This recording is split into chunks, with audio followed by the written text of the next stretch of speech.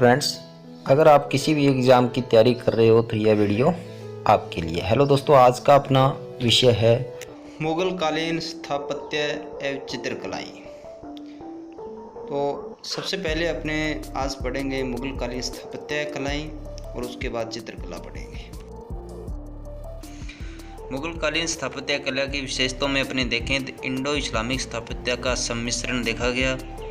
ईरानी, तुरानी, trunk, अक्सियाना, सल्तनत कालीन भारतीय स्थापत्य तत्वों का प्रभाव देगा। खुरदरे पत्थर, लाल संगमरमर का प्रयोग हुआ। भवन निर्माण घुमावदार, कोणादार और रंगीन मेहराब थे। त्रिधुरा तकनीक का भी इस्तेमाल किया गया। इतालवी भाषा का शब्द है जिसका अर्थ है हार्ड स्टोन या कठोर पत्थर तथा संगमरमर पत्थर की जवाहरात का जड़ाऊ काम देखने को इसकी प्रमुख पहचान है। भव्य विशालता, सजावट, अलंकरण और बारीकियां इसकी प्रमुख विशेषताएं रही है। अगर अपने विकास क्रम की बात करें तो शुरुआत में बाबर ने की थी। विकास इसका अकबर के काल में हुआ था और यानी कि यह चरमोत्कर्ष पर था। तो शाहजहाँ के काल में इसको और इसका पतन औरंगजेब के काल में हुआ। अब अपने मुगल कालीन स्थापत्य कला में बाबर काल में स्थापत्य कलाओं का विवरण करेंगे। बाबरनामा के अनुसार तत्कालीन वास्तुकला में असंतुलन के कारण बाबर ने इमारतों के सामंजस्यपूर्ण निर्माण और ज्यामितीयता का अधिक ध्यान दिया। इनमें प्रमुख इमारतें काबुल बाग पानीपत में, दूसरी है जामा मस्जिद जो कि जंबल में स्थित है, तीसरा है राम बाग आगरा में है। नोट हम आपको बता दें कि हुमायूं ने दिल्ली में दीन पनाह नगर भवन की नींव डाली थी। अकबर काल में स्थापत्य कला में देखें तो हिंदू मुस्लिम शैलियों का व्यापक समन्वय देखने को मिला। प्रमुख इमारतों में हुमायूं का मकबरा जो कि हुमायूं की विधवा बेगम हाजी बेगम ने बनवाया था। फतेहपुर सीकरी का इबादत खाना धार्मिक विचार विमर्श करने के लिए बनवाया था। आगरा का किला लाल बलुआ पत्थर से निर्मित है। और लास्ट में अपने देखें तो इसकी प्रमुख इमारतों में लाहौर का किला था। अकबर काल में स्थापत्य कला हिंदू मुस्लिम शैलियों का व्यापक समन्वय देखा गया और प्रमुख इमारतें इसमें से अन्य और थी फतेहपुर सीकरी का किला, बुलंद दरवाज़ा और इलाहाबाद का किला और पंचमहल आदि। अब अपने जहांगीर काल में स्थापत्य कला को देखेंगे। वास्तुकला के स्थान पर बाग बगीचों चित्रकारियों को अधिक महत्व दिया गया, इसलिए इस काल को अपने स्थापत्य कला का विश्राम काल कहा जाता है। अकबर का मकबरा सिकंदराबाद में, अनारकली का मकबरा लाहौर में और शालीमार बाग कश्मीर इसकी प्रमुख इमारतों में से एक थी जो कि जहांगीर काल में स्थापत्य कला की थी। अगली अपने देखें तो एतमाद उद दौला का मकबरा जो कि आगरा में स्थित है। निर्माण इसकी मल्लिका आलम नूरजहाँ ने एतमाद उद दौला की पुत्री है। ये सर्वप्रथम त्रिधुरा तकनीक का इस्तेमाल इसी में किया गया था। मरियम उज जमानी का मकबरा जो कि सिकंदरा में स्थित है, राजस्थान की प्रभाव युक्त मकबरा है। और दूसरा अपने देखें तो यह जहांगीर की माँ हरखाबाई का मकबरा है। शाहजहाँ काल में स्थापत्य कला को देखें तो इस दौरान मुगल स्थापत्य अपने चरमोत्कर्ष पर था, इसलिए इसे मुगल स्थापत्य का स्वर्ण काल कहा जाता है। संगमरमर पत्थर तथा त्रिधुरा तकनीक का परिष्कार रूप से देखने को मिला। मेहरबंद और परकोटा बुर्ज आदि आगरा के किले का पुनरुद्धार किया गया। शाहजहाँ काल में शाहजहानाबाद शहर की स्थापना की गई थी। लाल किला और जामा मस्जिद दिल्ली में जो कि स्थित है और इसकी प्रमुख इमारतों में से एक है, और ताजमहल आगरा में। अब अपने शाहजहाँ के काल में जो कि बड़े बड़े बनाए गए थे उसमें से लाल किला एक है। शाहजहानाबाद नगर में अष्टभुजाकार लाल किला का निर्माण शाहजहाँ ने करवाया था।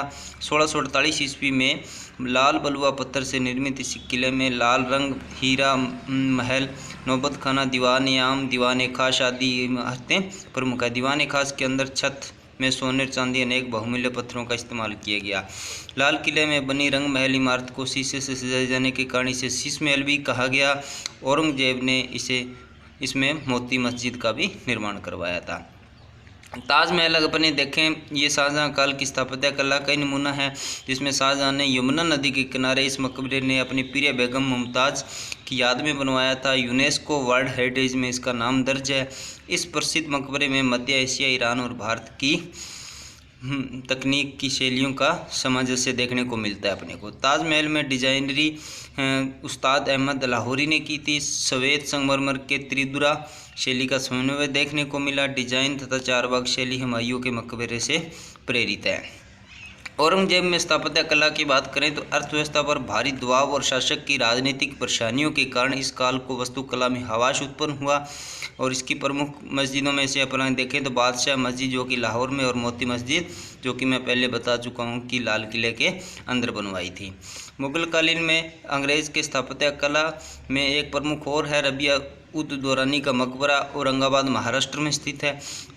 औरंगजेब की बेगम दिलरास बानो बेगम ने की याद में बनवाया। इसको दक्कनी ताज या बीबी का इसे दक्कनी ताज या बीबी का मकबरा भी कहा जाता है। मुगल स्थापत्य कला में अब अपने मुगल कालीन चित्रकला की विस्तार से जानकारी देखेंगे नोट्स के आधार पर।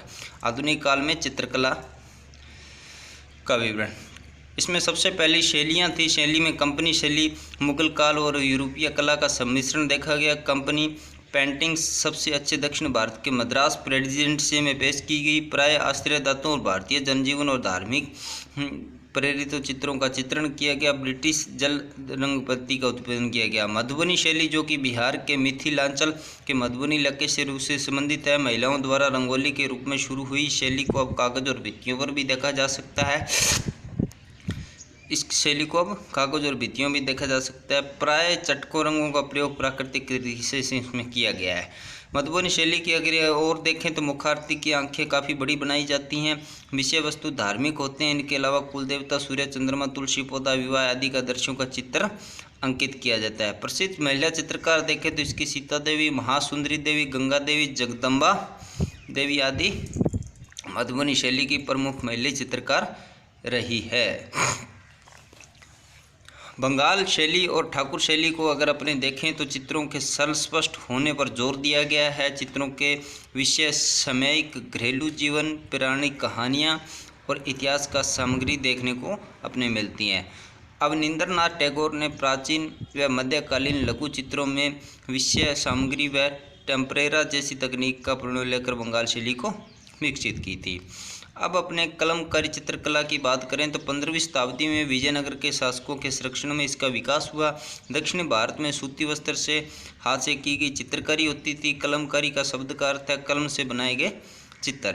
भारत में कलमकारी के दो प्रमुख रूप देखने को मिलते हैं, जिसमें मुसलीपट्टनम कलमकारी एवं कलहस्त्री कलमकारी आंध्र प्रदेश प्रमुख प्रसिद्ध हैं। अगर आप चैनल पर नए हो तो दोस्तों चैनल को सब्सक्राइब कर लें।